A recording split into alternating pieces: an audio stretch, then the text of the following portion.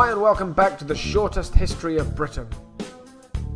In this episode we're going to be diving into the 1300s, and what a ride, what a century of events it was. As was customary, there was war from end to end. Ours was rarely a peaceful place to live. But the times were changing. The society we live in now was beginning to take root in some of the developments we see from back in the 14th century. And the country was starting to shape into one we better recognise. So without further ado, let's dive right in. When we left the 13th century, Edward I, the king, had just invaded Scotland, overthrown the leader, and taken their cherished coronation stone back with him to Westminster. When he left the country in 1296, he believed that the conquest of Scotland was complete. But we know, if we study even a day of the Middle Ages, that no such assumption could be made for long. The resistance sprung up immediately in the form of two great Scottish knights. Andrew de Moray led the uprising in the north of the land, and William Wallace led the revolution in the south. De Moray's force, a gathered band of men from across the land operating in guerrilla warfare tactics, overthrew the English occupation of the land. They raided each of the English garrisons from coast to coast, routing the English there before heading south to the borderlands. The following year, so in 1297, the raid on the garrison at Lanark by William Wallace and his men led to the killing of the English sheriff there, Sir William Haselrig.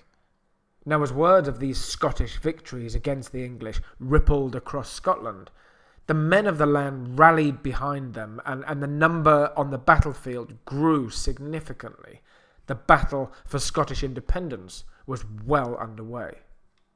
However, when news of the uprising reached Edward I, the King of England, known thereafter as Edward Hammer of the Scots, he was at the time across the Channel in France, and he ordered a troop of men to be sent north to deal with what he referred to as the Scottish problem. A Scotsman, holding the English title of Earl of Carrick, which was a small Scottish province in what is now South Ayrshire, was dispatched by Edward to lead a battalion to war for the English. The man's name was Robert the Bruce. Whilst travelling north to battle, Robert began to rethink his allegiances and decided that he must join with the people of his own land, of the land to which he was born, and did therefore switch sides to fight for the Scottish cause.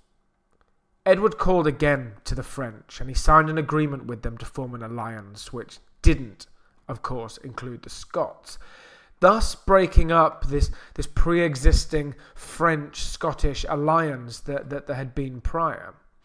Edward returned to England, prepared to fight, and moved the seat of the government north from London to York in order to be closer to the face of the war. He led a great army into the Scottish lands, intent on crushing once and for all the last threads of Scottish resistance. William Wallace, who of course was made famous by that portrayal by Mel Gibson in the film Braveheart, met them on the battlefield at the Battle of Falkirk. But realistically, he never stood a chance against the English army, superior in virtually every way. Wallace's men were slaughtered, the longbowmen of the English army wiping out most of the Scottish cavalry from a great distance before the two forces even came to blows. Wallace himself survived the battle, but his credibility as a military leader had gone, and the rumour has it that he retreated into the thick woodlands nearby, near Falkirk, and resigned therein his guardianship of Scotland. However, this role of the guardian of the Kingdom of Scotland was soon filled by no other than the great Robert the Bruce. The war went on, and the Scottish, while fighting valiantly and ceaselessly for their independence, never truly stood much of a chance of winning the overall war. And in the years that followed, Robert the Bruce saw this imminent loss, and with his father ill and the Scottish throne never really going to be handed to him himself, he finally did give his allegiance over to Edward I and to the English crown. William Wallace, on the other hand, was captured and executed publicly in London. Scotland fell largely under English control. Robert the Bruce went into hiding. The English recaptured their castles and their land, and the war subsided. Albeit temporarily, of course. Edward died in 1307, and as was his request, his heart was carried to the Holy Land with the next Crusaders. The next February, in 1308, Edward's son, Edward II, ascended to the throne. He immediately married Isabella, the daughter of King Philip IV of France, in this great attempt to resolve the tensions between the English and the French. Edward was great friends with a man named Piers Galveston, 1st Earl of Cornwall, and in 1306 he had him knighted. Now, the nature of Edward's relationship with the Earl was quite unclear, and it's been the subject of many discussions and research by historians over time. Homosexuality was condemned fiercely by the Catholic Church, who equated it with the act of heresy, and so clearly it was not something that one would want to admit to, and an allegation to be very clearly avoided where possible. The allegations of homosexuality would follow Edward II throughout his life, accused in engaging with sexual relationships with many different men over that time. But, of course, no concrete proof beyond written words would arise, or at least would not be allowed to arise for long. Edward was, regardless, married to Isabella of France, and they would indeed have 4 children together. Though the presence of Piers Galveston would hang over Edward's early reign like a shadow.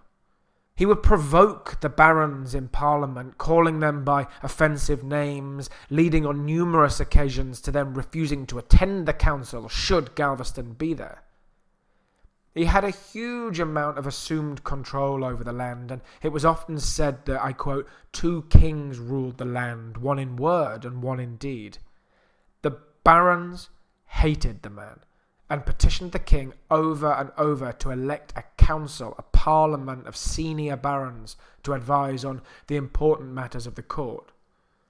The king finally agreed, and a group of 21 barons was elected, known as the Ordainers, and they were split fairly evenly between reformers, who aimed to make changes to policy, and the conservatives, who did not.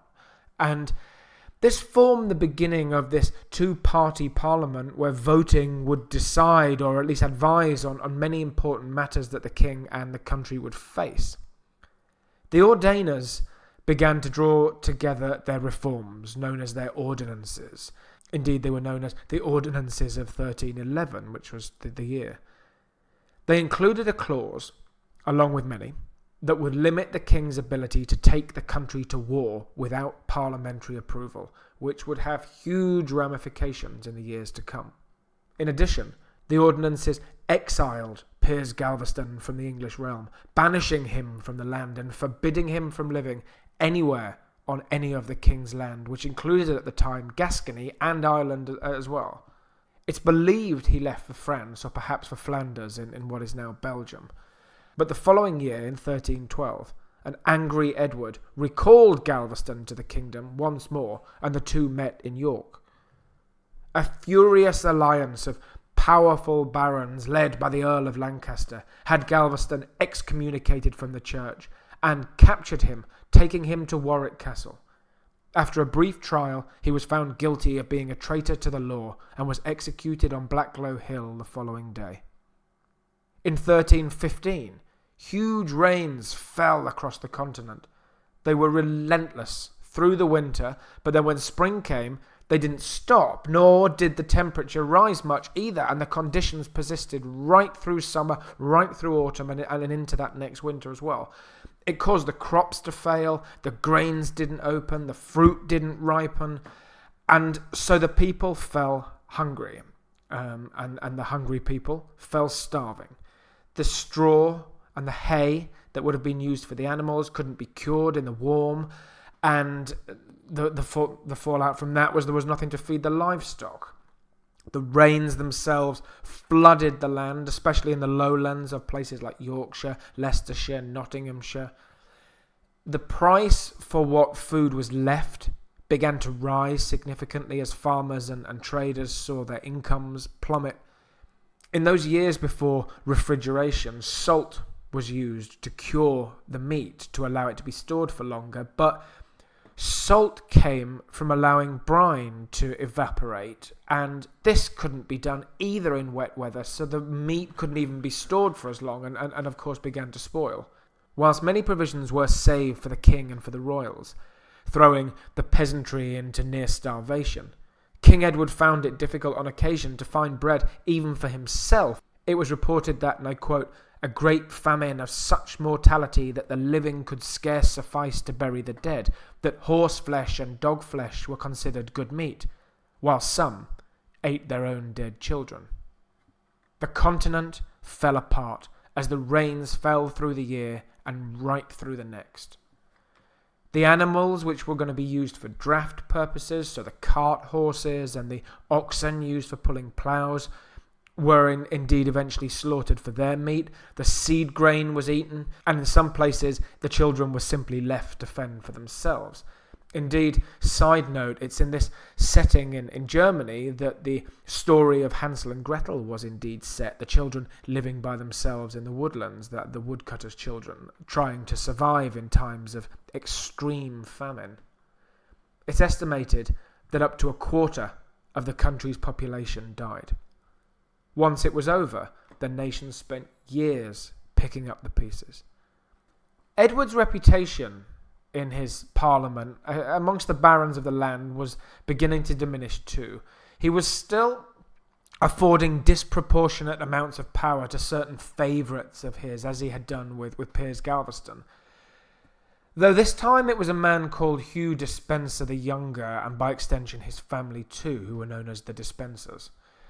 And there had been a civil war called the Despenser War, which had been fought between the crown and the barons. Then in 1325, with his wife Isabella, Edward's wife Isabella, beginning to hate him too, and taking his son, who would be Edward III eventually, away to France, she gathered the support of the French and a number of the people who'd previously been exiled by the king, and invaded her husband's country.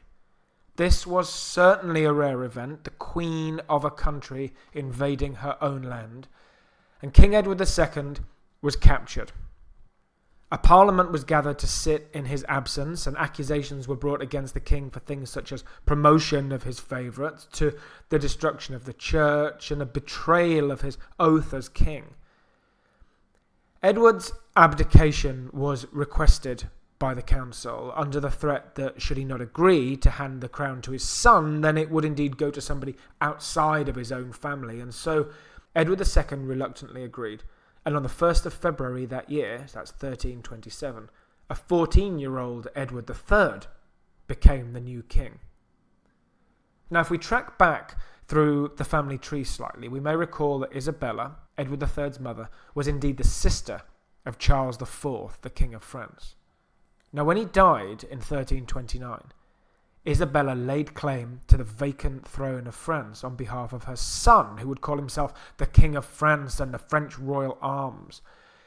The title was disputed, with the French much preferring the crown of France to sit on the head of a Frenchman, and the dispute went on for some time. And it wasn't until 1340, so that's 11 years later, that he was widely regarded as King of France. The French councils, however, saw this otherwise, and the dispute would lead into what became known as the 100 Years' War, a conflict that would indeed last 116 years in total.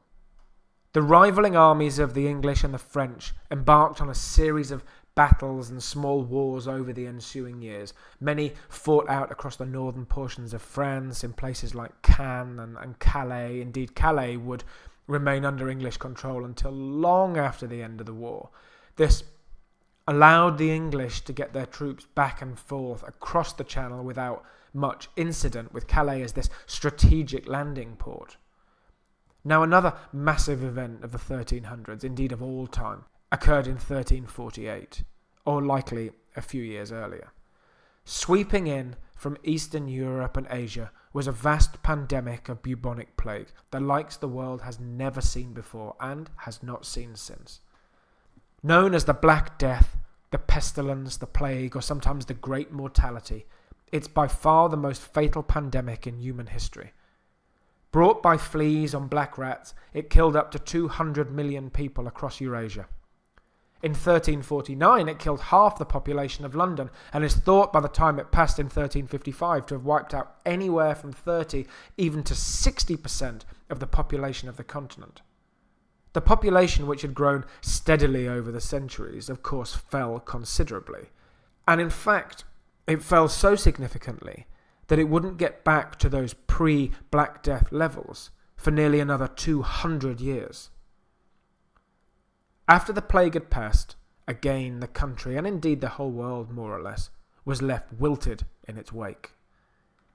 Now Edward III's son, also called Edward, though he was never king, so he's without a number in this context, indeed he was Prince of Wales, was given command of the armies of England.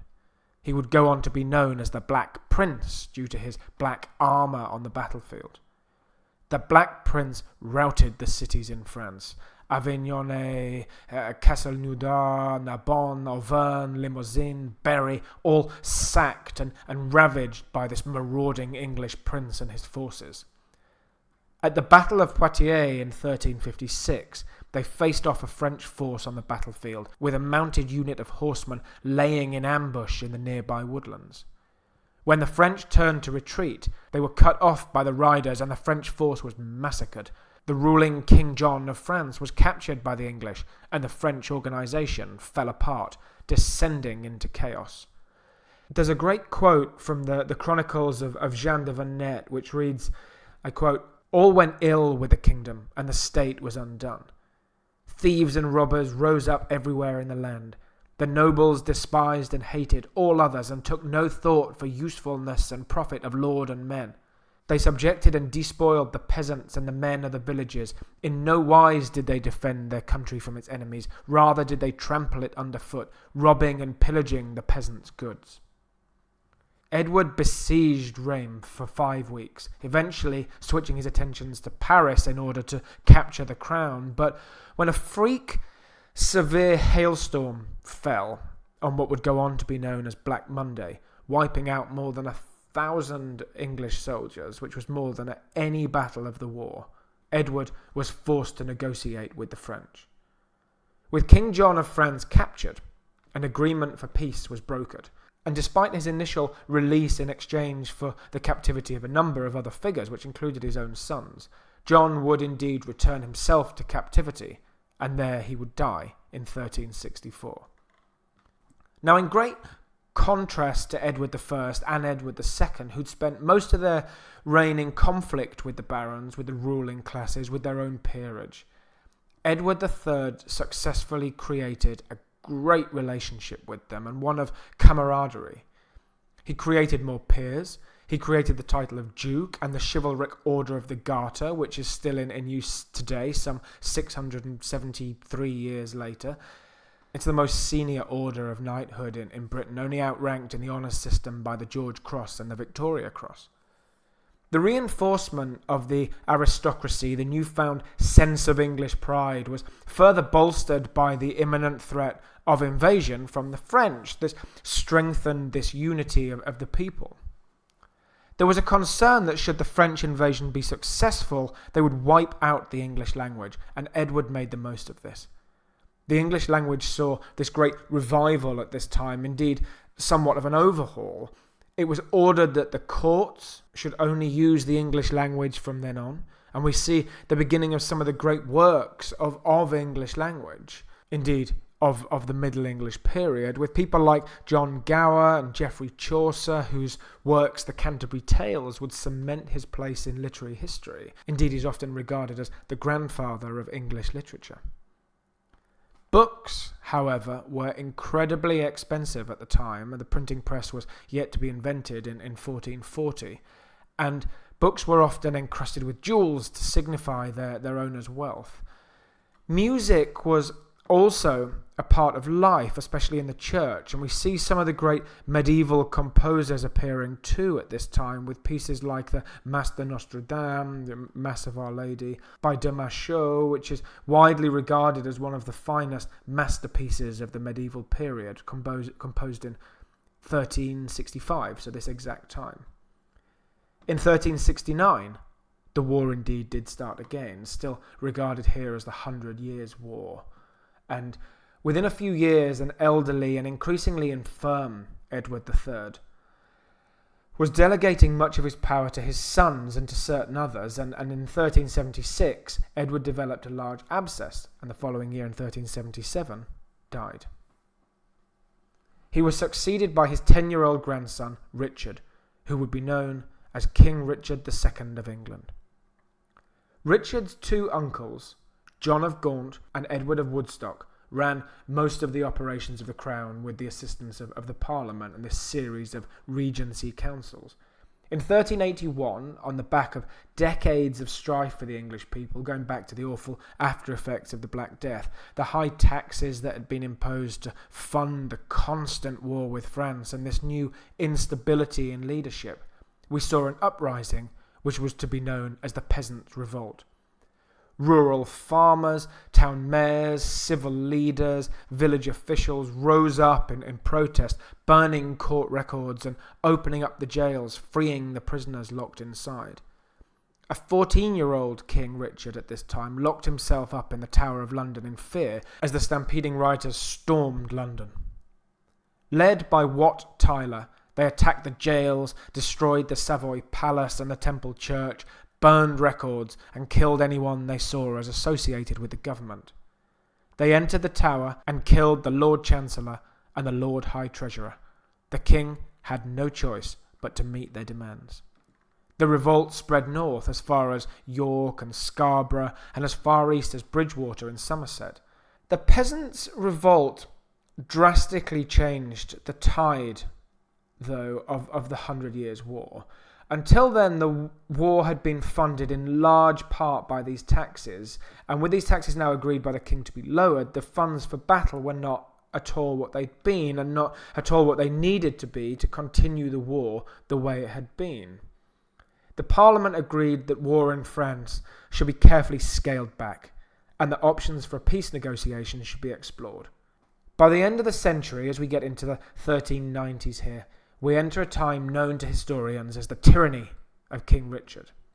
For little reason, though some speculate as revenge for earlier indiscretions, Richard had a number of the leading earls arrested, imprisoned, some executed, and others exiled from the lands for life.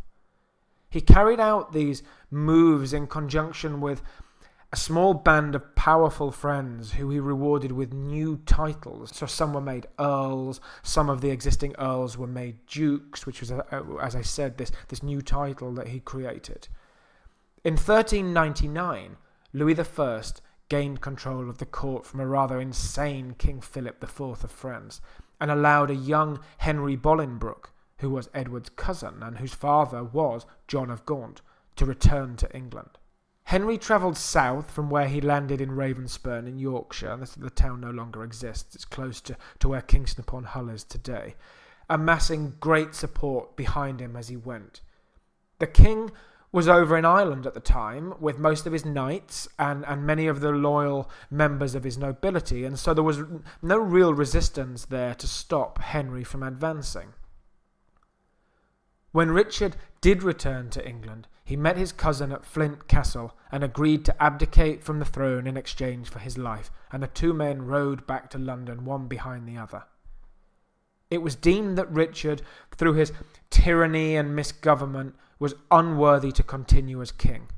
A gathering of the Lords and the Commons declared as such, and on the 13th of October 1399, just weeks before the end of the century, Henry Bolingbroke would be crowned Henry IV, King of England.